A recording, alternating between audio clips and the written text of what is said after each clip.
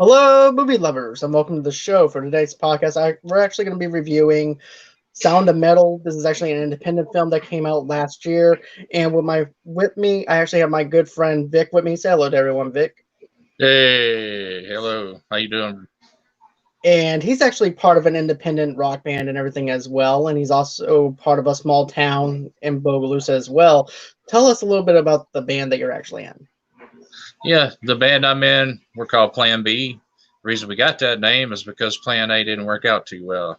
Uh, Sometimes when you get people and they get egos and they think they're the star of the show when it's not a group collaboration, it kind of brings everybody down and uh, keeps you from growing. So we kind of I started singing, so kind of helped out a little bit, and we kind of doing our own thing and learning a bunch of songs. And the person we had before didn't want to learn any new songs, and so we just kind of learning about maybe 5 new songs every week and adding them to our repertoire. And play a lot of rock songs, spanning from the '70s, do some '60s up until recent music. Do a little bit of country, but of course we grew up in the '80s and good music during that time, and that's kind of when I started really getting serious about guitar.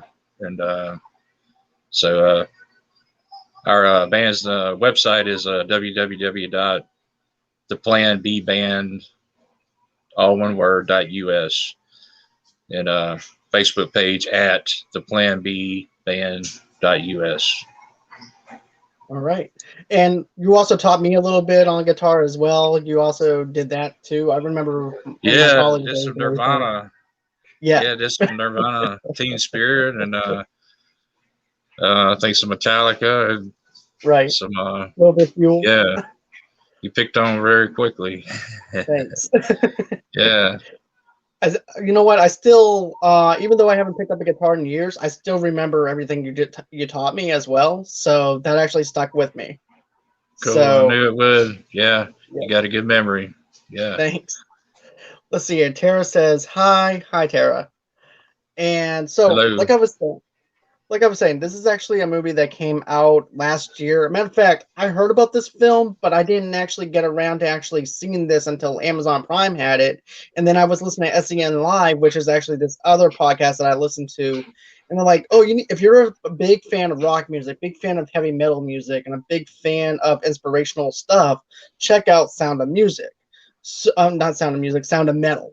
So,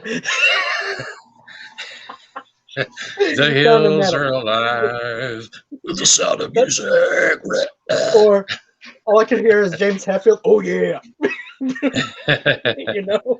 But yeah, if you're a big fan of heavy metal music or rock music in general, this is a movie that's for you. It's called Sound of Metal, and it has Rez Ahmed in this movie. And matter of fact, he's actually a rapper as well. And matter of fact, I actually listened to a little bit of his stuff before actually getting into this review and everything too, just to find out exactly how his inspirations were and stuff like that. It's completely different from Sound of Metal, but what I love about this movie is it has a lot of heart. It has a lot of tearjerkers in this movie. Of course, at the very beginning of it, you see Ruben, you see his girlfriend Lou, who is actually played by Olivia Cook. Olivia Cook was actually on Bates Motel.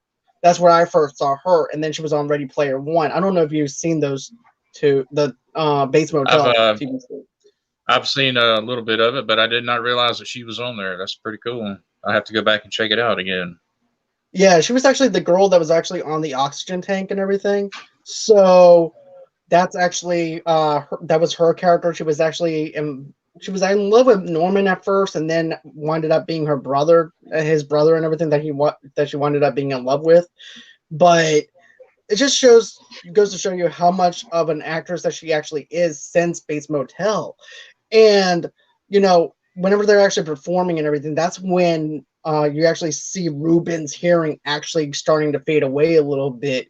And then finally, when they're actually setting up the merch store, his hearing is all muffled. As a matter of fact, I love the sound editing with the sound effects, where you can actually hear the muffle through his lens. And that's Oh actually yeah, something that I haven't heard before. Were yeah. you That's expecting that?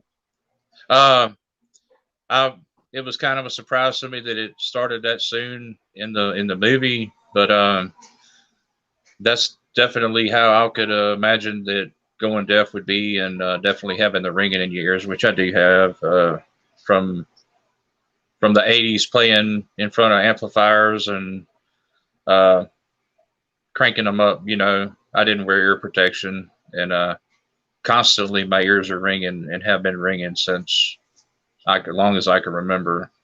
Uh, so the movie really hit home with me and what it could turn into. You know, being totally deaf, but uh, it was sad that Right. in the movie that he did go deaf, and then I guess as we talk on further about the movie, we'll kind of get into what he actually did to try to get his sound back. But Right. And yeah, another thing too is I've been to lots of rock concerts. You know that I'm a big, huge rock concert guy yeah, and everything too. And yeah, I've actually had some ringing in my ears before and stuff like that with, going to certain concerts and actually being right next to the speaker does not help either. no, So, no, it doesn't. Yeah, but I when I go to concerts, which COVID kind of shut that down, but even at the concerts I'd go to, if I was on the floor, I'd have something in my ears to right, keep the sound from being too loud. And even when I cut grass or do something outside loud, or shoot guns, whatever, I put ear plugs in, and I put my, right, these aren't my headphones, but ear protection over that. But right. to even further, but wish I would have started doing that sooner. And Okay. uh, I would advise anybody that listens to music really loud, or starting as young as you can, where just protect your ears, because once they're gone, they're gone. Right. And that's a little disclaimer right there and everything too. Yeah. But Yep. yeah, that's what I actually liked about it. It actually has that little muffled sound with the sound effect with it. It kind of actually feels like that you're actually on an airplane where everything's all muffled out a little bit, and you have to try and Hmm. pop your ear. And matter of fact, Ruben tried actually doing that. He Yeah. tried holding his nose and actually popping his own ears, and he saw that he still had a problem. And then he went back on stage, and it just progressed even more whenever he was actually on Hmm. stage and he was just Right. drumming. And what I didn't get was okay, I know that you've been in bands and stuff like that. You can actually tell when somebody's off tempo, especially with drums, Hmm. right? So my thing is this: Olivia, which is actually um, the actress that's playing Lou. What I don't get is this. Okay, as his progression is actually happening with his hearing loss, you would think that she would actually stop him after the set and be like, "Hey, there's just something off about you and everything. What's going on with you?" But it wasn't like until like two three other sets that she actually started taking notice that there was something wrong with Ruben. Yeah. Right. She kind of looked back at him and kind of like, you can stop now. And he kept on playing.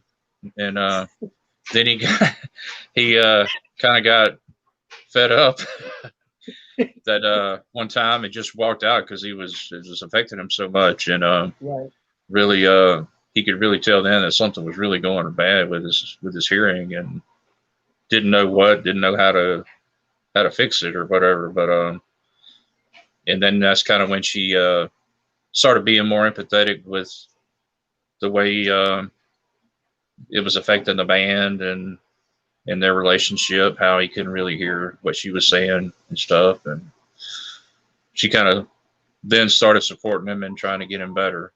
So, right.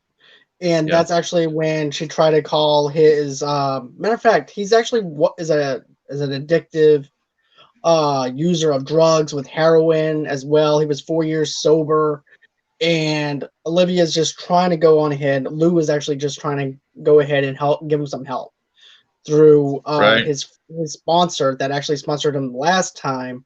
And he goes, "No, I'm good, man. I know what you're gonna say and everything. No, I don't need rest. I'm good. I can still go on stage and everything. Everything is fine. I'm good." But he can't hear jack shit. But he's good. Yeah, I can't hear.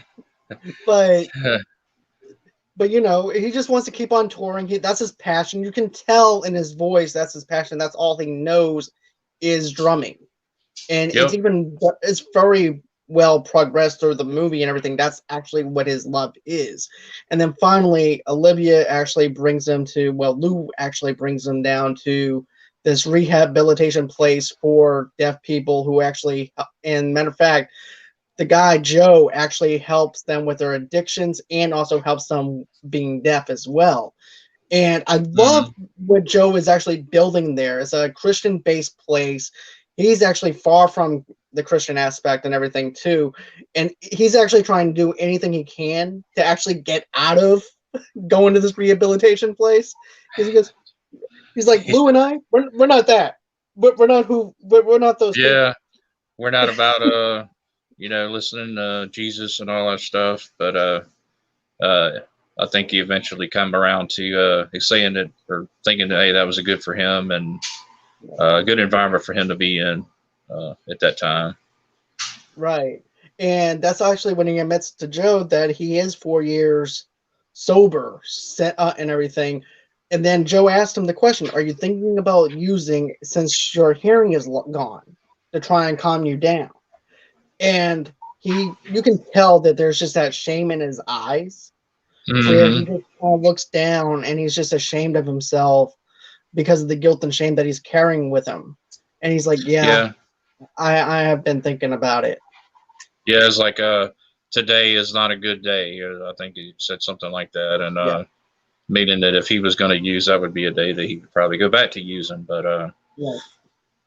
it's good that he went to the uh, place so that they could try to help him out, and you could tell he didn't want to learn sign language or anything like that because that's how they were speaking, and they had that television screen that would say what just like somebody typing on a screen. It would you could see what they were saying. Right. So I don't think he took too kindly to that because he couldn't. He was kind of still in rejection that he couldn't hear anymore. So it was like, And no, I then don't want to live my life like this. So, but right, and then he was also saying, "Look, I'm gonna go get my surgery done and everything. I'm gonna be okay.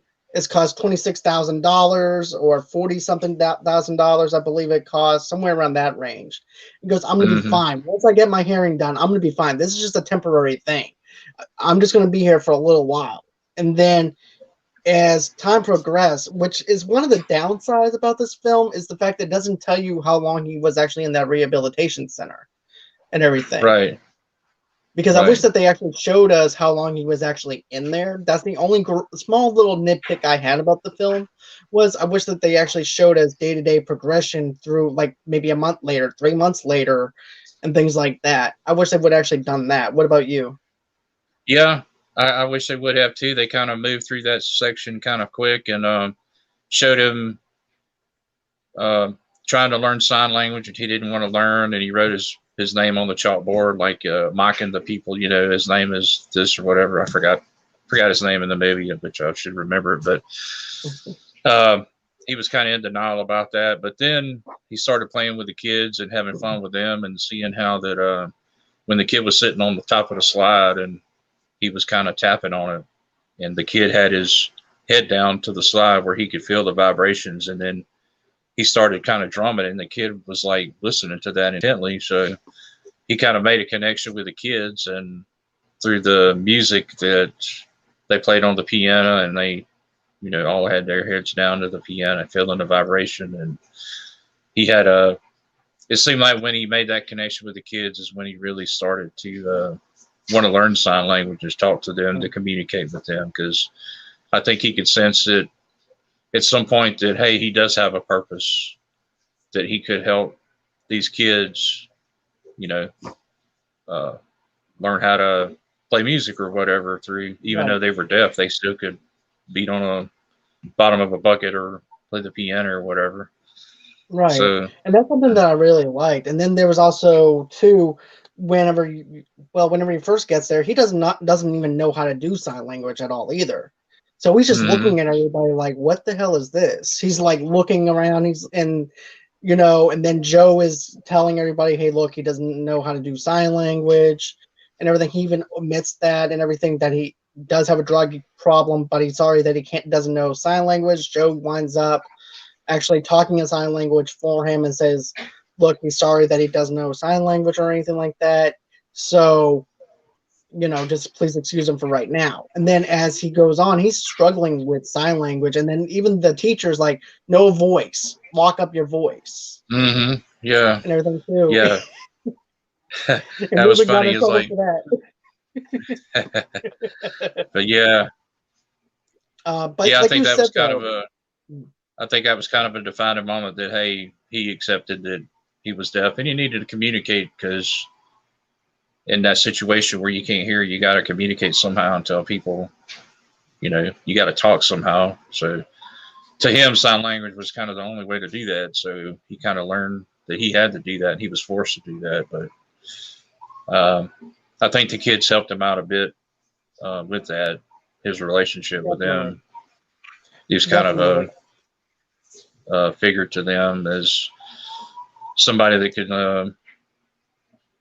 that had the same condition that they had, but he did something positive that musically that they may have not have had a chance to do before they met him. So right. But and I want to piggyback off of you a little bit too with the slide thing with the vibrations and stuff. You can definitely tell that the kids are starting to come around with him and everything, and looking up to him. And then, like you said before, he's actually being an inspiration for them, because they probably didn't have anything before he came around. And then I also like it too whenever, like you said, he's actually teaching them how to drum on the gallon bucket, and and even the teacher is like just messing with them though too, and he's just looking at the teacher like like that. It's like then all the kids are messing with him though too, drumming a little too early than what they were supposed to, but he also, now this is what I got out of something though, because remember, Joe actually told him this: every morning at 5 o'clock, you're gonna have coffee, you're gonna have a donut, and you're gonna actually write down how you feel on notebook paper. So that became his routine. That came to an everyday thing. But in the back of my mind, as that stuff is actually going on, and then he's also teaching the kids how to do music and everything else, he's also snooping on his girlfriend, seeing what she's been up to since he's been inside the rehabilitation program. She's actually working on new things since he's been gone, and stuff like that too. So there's some chance of a little bit of envy with that. But also too, another thing that I actually want to mention is this. I feel like with Ruben is the fact that he might have been forgotten, and also too, at that point as well, is like, okay, is this all that I'm going to be doing for the rest of my life, when all I want to do is get back out there on tour again, finish off this tour that I've been doing with Lou, get back to my normal life? I don't want to be teaching kids to overcome their deafness or anything like that. I want to do what I want to do. He still had the idea of being a rock star and touring and playing again. And when he even stuck in his trailer there, Winnebago, and set his drums up and just tried to beat him, as hard as he could, and he could hear. Seemed like he could hear a little bit of it better, but he was still trying to relive that dream of becoming a rock star. And I was kind of thinking that since his girlfriend had kind of moved on, that he was going to maybe fall in love with the teacher at the school. That's kind of what I was thinking it was going to go, but it didn't quite turn out that way. No, it did not. But to be honest with you, I'm glad it didn't, because it'd be so cliche. We've seen that in every single Hollywood movie, just about. So I'm glad they didn't go that route. I'm glad they went to a whole different route than that. So I was actually pleased with the fact that, he still loves Lou. Lou's been there for him for 4 years with the addiction. So with every single battle that he had, it's kind of hard to actually leave her behind. And because they kind of complement each other as far as relationship wise. So it's like a yin yang thing, and I think they both helped each other get through both of their issues that they were having and stuff. And so I know they said they saved each other, it kind of toward later on in the movie when they kind of got back together. But yeah, he was in his mind, he was just wanting to continue on and not be a deaf person. And play music Right. and hear again. That's what he was. I mean, I know it's got to be tough not to hear, especially when you can hear. So that's a whole new world. I mean, everything's different. So even with Exactly. my hearing, I'll have to say if somebody's talking and I look closer and I'll say, "Can you repeat that?" You know, and I mean, I'm not deaf or nothing, but my hearing is not nearly that bad. But I do have a constant ringing in my ear. It's so that kind of keeps me from hearing loud or people talking, even Yeah. at volumes that I should be able to hear otherwise. So I know it gets it's discouraging if somebody's saying something. I'm like, you know, and I put my ear like Yeah. this and say, "Can you repeat that?" So I'm like, "Look, man, I'm hard of hearing. I'm sorry," you know. And they're like, "Oh, it's all right," but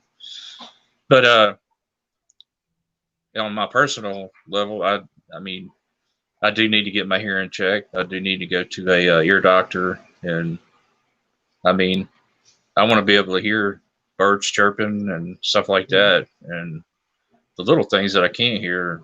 Uh, so yeah, kind of wearing, kind of the thought of me going to get a hearing aid is kind of a stigma attached to it. You know, like I'm an old fart or something because I'm wearing a hearing aid, or I'm, you know, something's wrong with me because I can't hear and I got this thing on my ear that people see and they're thinking, "Oh man," you know. But I shouldn't think about it that way, I guess, because uh, Well, the good news I is at mean, least it's been a lot more advanced than what we had back in the 80s and 90s, though, because back in those days, though, they were huge. Now it's yeah, to the point where you can barely see them. So that's right. That's right. even Keith, my brother-in-law, and everything, he's just got some hearing aids in and everything, and he can hear stuff that he never heard before. He's Superman and everything is what he told me. That's But cool. you know, Maybe I need to his talk to Keith and get him to hook me up with his doctor and make me be able to hear again a little bit better than I do, you know. But for sure, and because he even said even his hearing aids are not even that big, so that's actually a good thing. right, and kind of going back a little bit, I noticed like the first two concerts they had, he had what they call in-ear monitors, which it was a clear thing that was in his ears, kind of like headphones Hmm. that you can adjust the volume. And then after he went to the doctor said, "Hey, you need to protect your hearing because you're going to eventually lose it." And I noticed that the next scene when he was at the show, they were out. He did not have those in, and I'll notice that. And I'm like, you know, the dude can't hear, and he's gonna make his ears worse by taking them out. And of course, it started getting better, and I think that's when he ran out the back, and she went to Right. console him, and she kind of knew at that point that he did have a problem. So that just kind of popped in my head thinking about that when I was talking. So I had to go back and kind of revisit that from the beginning part. It's okay. But That's perfectly fine. yeah. But yeah, I thought that as well. I'm like, well, the doctor did tell you to relax. He didn't tell you to go back on stage to perform. Mhm. He said to take it easy on your ears, regardless of the fact that you have headphones in your ears or stuff to actually help protect you. He said to relax, not to go ahead and make the hearing loss intensify 10 times worse than what it was. Because at that That's time you right. could probably hear a little bit, but then now it's like totally gone.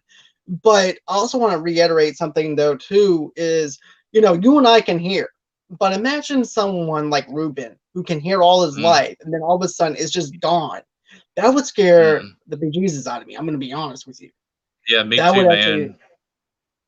Yeah, I've heard of people having temporary, you know, blindness from some sort of illness or whatever, and that would really scare me too because I mean, you go your whole life seeing things and then you can't see, then you're thinking, okay, am I going to be like this the rest of my life? And but then the disease goes away, or whether it be a stroke or whatever, and they can start seeing better and they see normal again. So yeah, that would be a right, scary thing, you know, losing a one of your senses of any kind that we for have. sure. So, but Another thing, and yeah, let's see. you can still learn guitar if you're breathing. Yeah, You can yeah, you can move your fingers, like this. Let me get my camera there.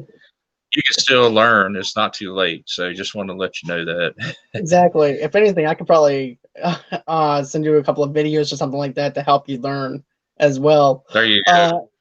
And then I have really good hearing when I'm having you repeat what you said. Usually I'm not paying attention. Well, at least you're honest. That's At selective least you're hearing honest is with me. what I've been told. It's like you can't hear me. You can hear me. You just hear what you want to hear. It's like, Selective well, hearing. I Yep, wish it was just that easy. Yeah. right. But I also want to talk about this though too. Another thing too, Ruben sees the gutters actually hanging off the roof a little bit, so he wants to go ahead and help fix it. And then Joe actually has to pull him off from the ladder, and he's like, "What?" He goes, "What are you doing?" He goes, "The gutter was hanging down. I was going to help fix it." He goes, "You don't have to fix anything here." Mm-hmm.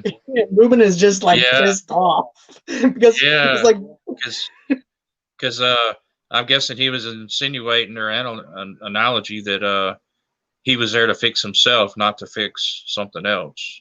So he right. was there to fix himself from the hearing, learning sign language, and getting clean. And there he was trying to nail up on a ladder. Could have fell Right. off and hurt himself even more. But That's what I was thinking though too. That's a liability. At the same time, yeah, I'm like, poor Ruben. He just can't win for losing. First hearing uh, loss, now getting in trouble for fixing a gutter that you're just trying to be nice. yeah, But yeah.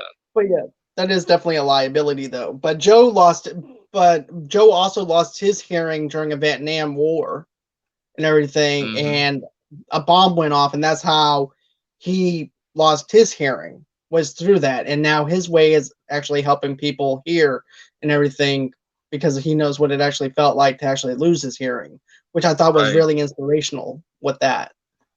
Mm-hmm. Then of And the course fact that Ruben, yeah, when he was wanting to, wanted to help his hearing get better, he's like, no, we're going to help you with this right here. Meaning that he was going to be taught to accept that the condition he had, and he would have to overcome that through learning how to talk to people through sign language and that kind of thing. That's kind of what I got from that part of it. same here as well. That's exactly what I Yeah. got as well. And then Ruben still wants to go through with the operation and everything, even though Joe told him, he goes, look, this is not to actually fix your hearing. This is to actually help you cope with your hearing and help Mm-hmm. you with your addiction. This is not to fix this. This is to fix this and what's on the Right. inside. Right. But Ruben doesn't want to hear about any of that either. No, no. He even scampered to his trailer and went to sell all his stuff, and uh, sold his drums and his mixing board and his PA and all that stuff. And I bet you had a fit he, when he was doing that, though. oh man, you ain't kidding me. He's like, no, don't sell your drums. You're gonna regret it. Don't sell the speakers. No, you gotta, you can turn them up loud enough. Yeah, but yeah, that was his bread and butter, man. Music, and he was living it. He wanted to continue that lifestyle and continue doing that. And he would sneak into the manager's office, and like you said earlier, looking at her videos that she did of her playing, and he felt that he was missing out on it, and she was kind of going ahead of him going ahead with her career without him. And that's kind of, I think, what drove him to want to get the surgery done so he could hopefully hear better. But also get back to her as quickly as possible, I believe, though, too. Yes. Yep.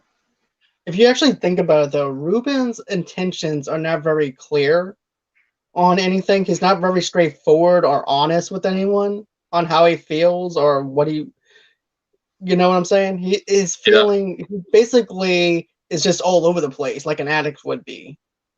Mm-hmm. But he's also very impulsive. He's not very straightforward and honest or anything Right. like that.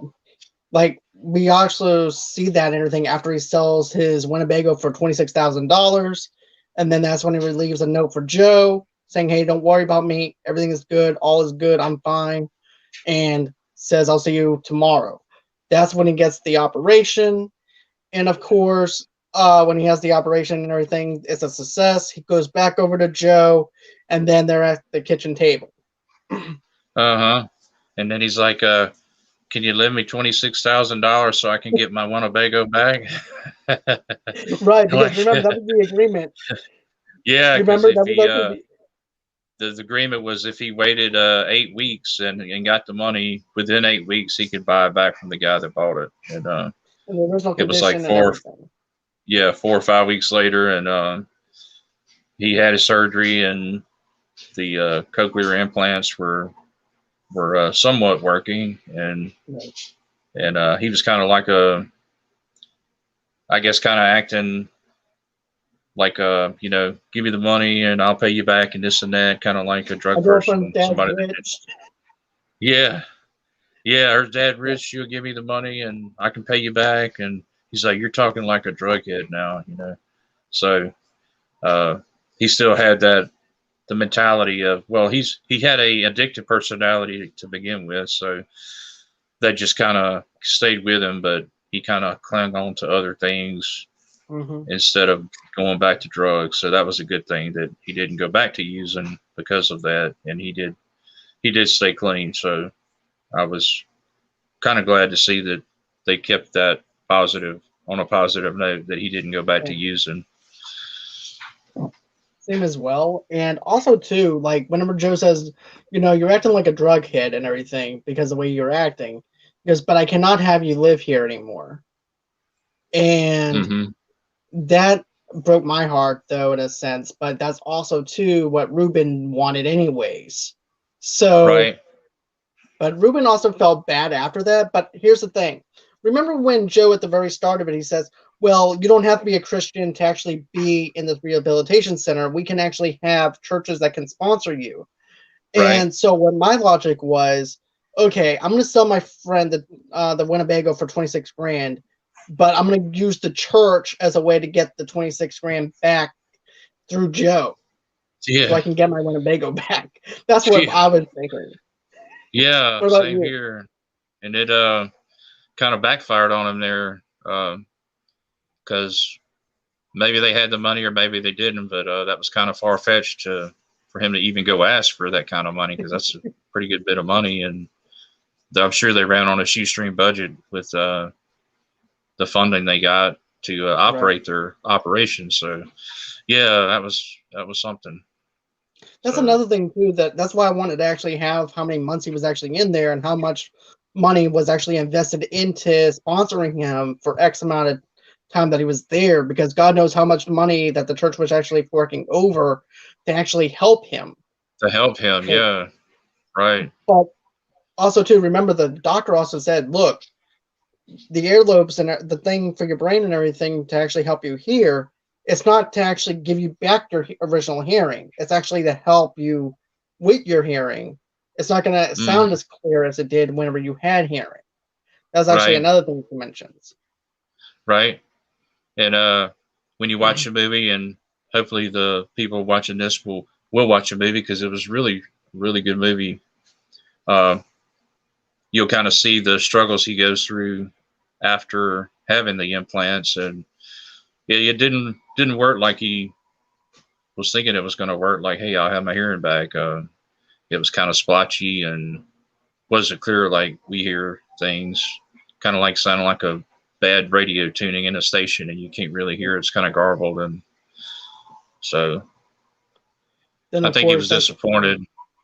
He was quite disappointed though that didn't cure it, and I think he was probably a little mad too that he was expecting to get it back, and he got a little bit back, but it wasn't nearly like it was. So right, and that's another thing though too, was like right after that he goes over to Belgium and everything where Lou's father is, and yeah, it just shows up on the doorstep in this nice, like three or 4 story apartment or something, just huge, man, just like a couple $1 million flat, and dude must be a chef or something because he like cooked some really good food and looked like he had a well stocked kitchen and the house was just really nice and they had a nice backyard and they had their party on back there. But yeah, he was going and he was gonna try to ask him for the money and then he's like, well,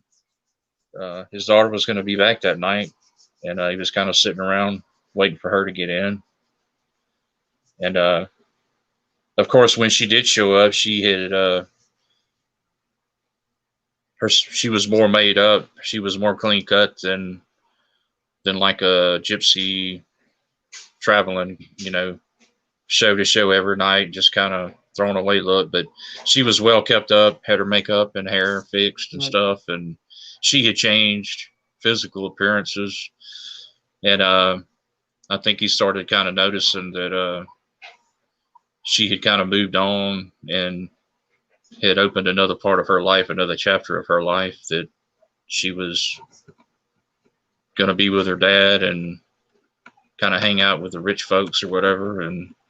But she still had feelings for him. So that's always a plus because I was thinking that, what my first intentions were? I was thinking, okay, she's going to say, look, Ruben, I have a boyfriend now and everything. And I moved on. Yeah, because when she came in and he kind of looked at panned to him and he was looking at her, I was thinking, oh man, he's gonna, she's gonna come in and the guy's gonna come in with her, and that would have just spoiled the whole thing for me right then and there. But yeah, man, she was still by herself and she still loved him and just like they picked up where they left off, like nothing had ever happened. Right. I think it just shows the maturity of the characters, though, on how much they've grown. Yeah, they grew a lot. And, yeah, because he was still kind of ratty looking, and from spending all his money on the surgery, and of course her dad was rich, so she kind of had the jet set lifestyle of the being rich and stuff. So, but on the inside, their heart still had that connection. So, I was glad to see that. They, even though they changed and went through different directions, that their hearts were still together and they still loved each other. So that was a good thing. Agreed. I'm glad it ended on that happy note. And then after that, you see Ruben leaving out of the house. And then, he's hearing the sounds, he's listening to everything. And then he just takes off the set.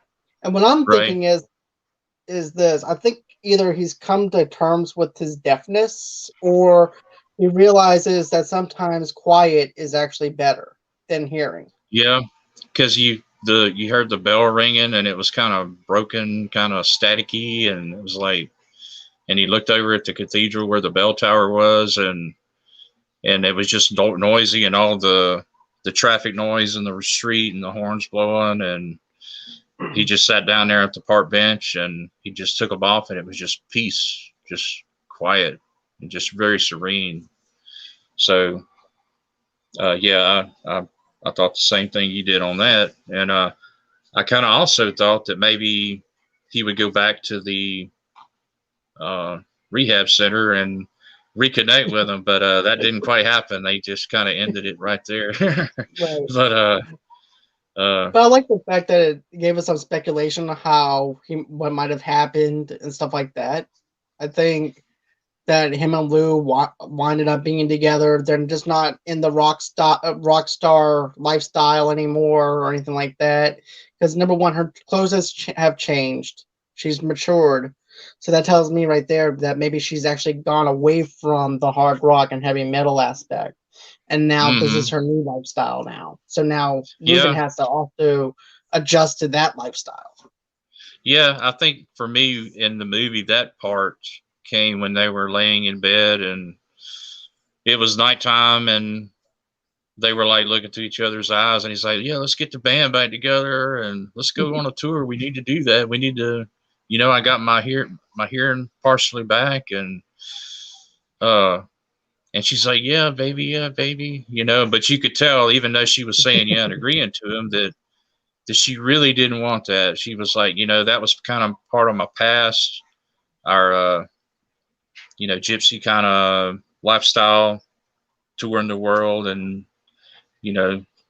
living however meal to meal, but she had kind of settled down, and she was just kind of saying it for him to hear it, like he would accept, yeah, that they could do it. But I think when he saw her eyes and how she was acting, he knew right then that that part was over, and that there would be no more heavy metal music with her, and it was done.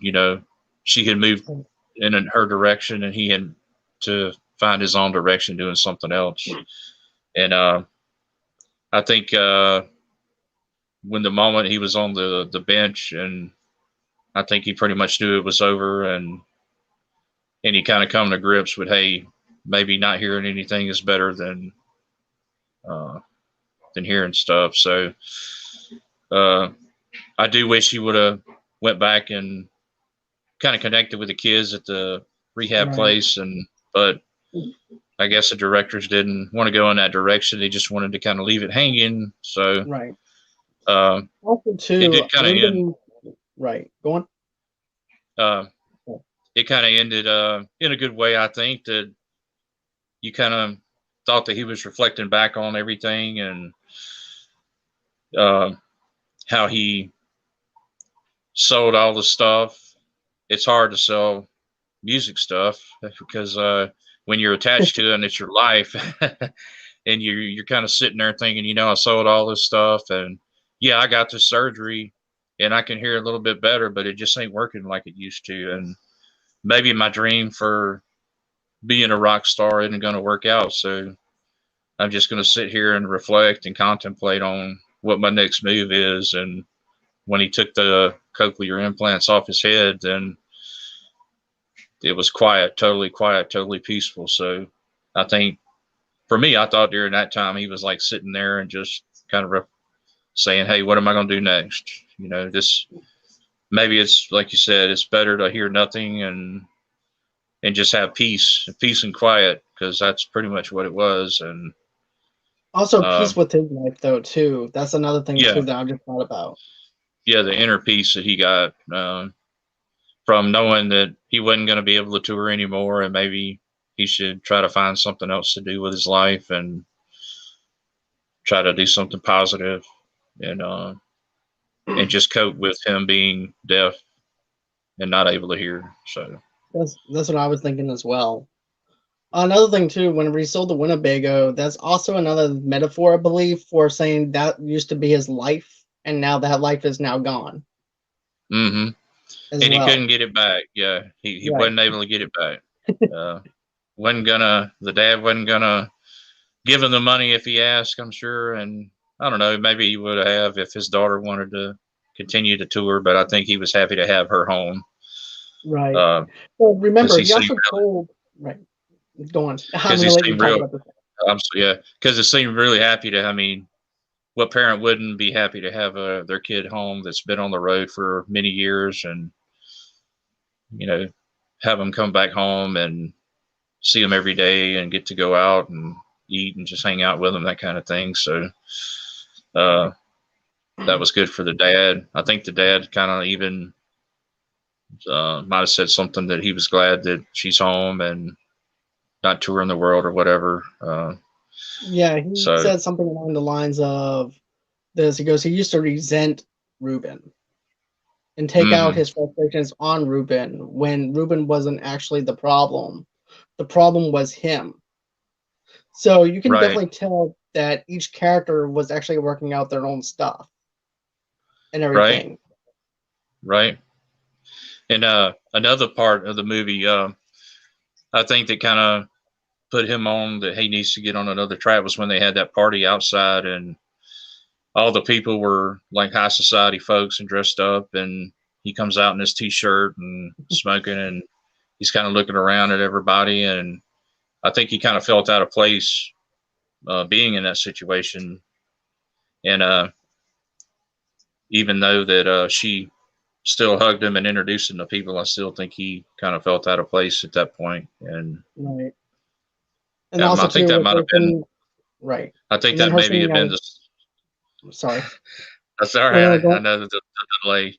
I kind of think maybe that might have been the starting point of him saying, "Hey, maybe this reality that I want is not going to happen. So, I'm not these people. I'm not like these people here. I got these things on my head, and uh, I'm not rich, so I'm not part of that. I'm this.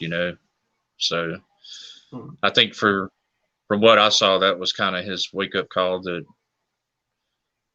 it's kind of a first step of the steps that led after that. That um, he wasn't going to be touring like he thought he would with her, because she had moved back then, and um, she was back home doing what her dad, uh, staying with her dad, doing what he likes to do, that kind of thing, and seemed like she went a different direction career wise and staying with music. So, which I'm not really sure what she was doing though after all of that. What did she? I couldn't. Maybe it was something I missed. Like, did she have a job, or was she a photographer or something? I'm trying to think back on that. They didn't Like, really what kind of, did she have a that. job, or was she just I don't know. I'm thinking maybe she might be her dad's manager now or something. I don't know. They didn't really explain that. Yeah, they kind of left that open, and I wish they would have at least kind of said, "Hey, she's doing this," or she's some executive production manager now, where before she was just a lowly musician. So, but I guess you kind of read between them, right? And I guess so. They wanted you to kind of read between the lines as to what you thought she would have been doing was much better than sleeping in a Winnebago every night in a vacant parking lot somewhere. So, right. But yeah, if I have to say though, this movie is very good. This movie is really inspirational if you actually think about it. And also too, this movie leaves a lot to interpretation and lets you think and use your imagination as well. And it doesn't treat the audience like they're idiots either, which is something that I really appreciated from this film. Because usually directors will try and explain every single thing. But this one gave you enough to actually digest and then ask questions later. Right. I like that. That was a good angle that the director and producer did on the movie. And definitely. So hopefully some folks will get on there and watch the movie, because it's a really good one. Yep, it's actually on Amazon Prime right now. Another thing too that I actually want to mention, I don't know if you're a big Tool fan or not. I listen to Tool every now and then. Yeah. Very Amazon actually Amazon Prime has a Tool documentary that I just saw. Oh, cool.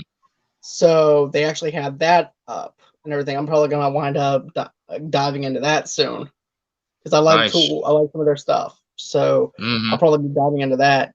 But if another thing too, guys, do you guys have any questions for us? What's your favorite rock bands and stuff like that? If you guys do, go on ahead, put them inside the chat. We want to interact with you guys though too.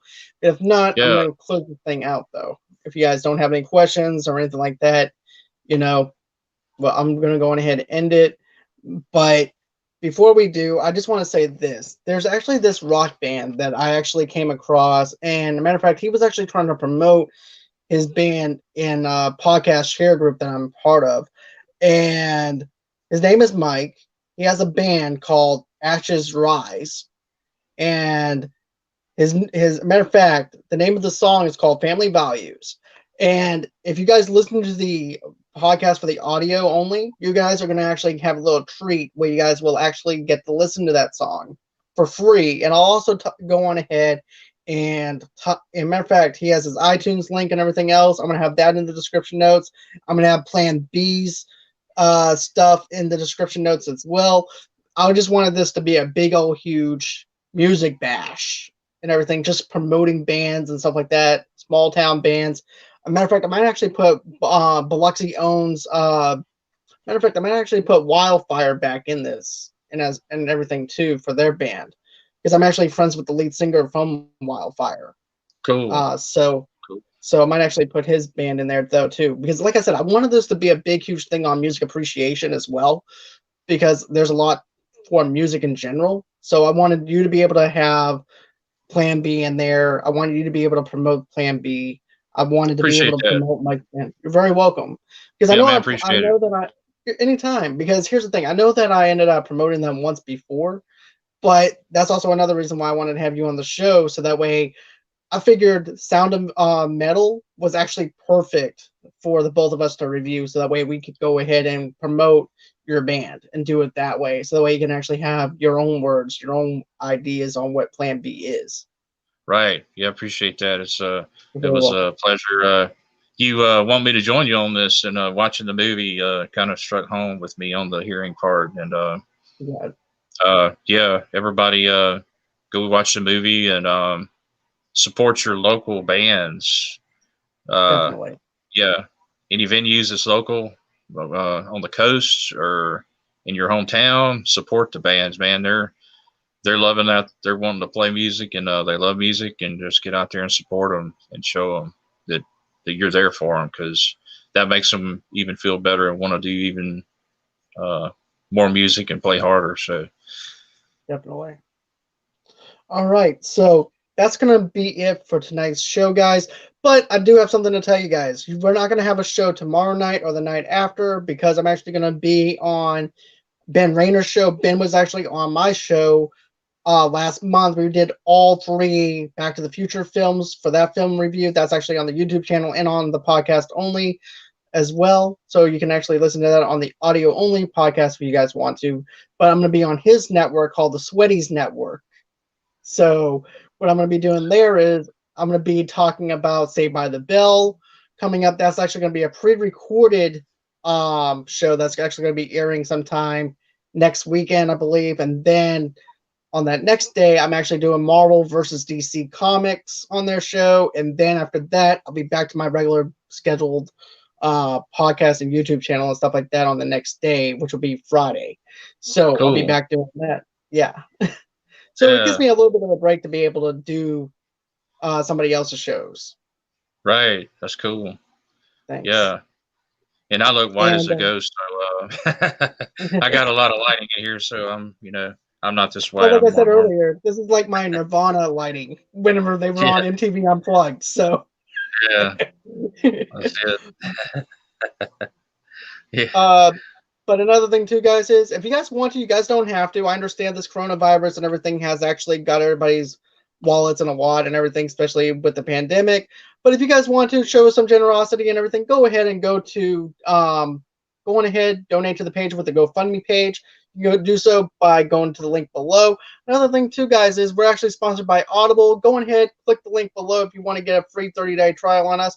Who knows, you might be able to get some autobiographies on maybe Gene Simmons, maybe some other rock groups and stuff like that that you might be interested in. They might actually be on Audible.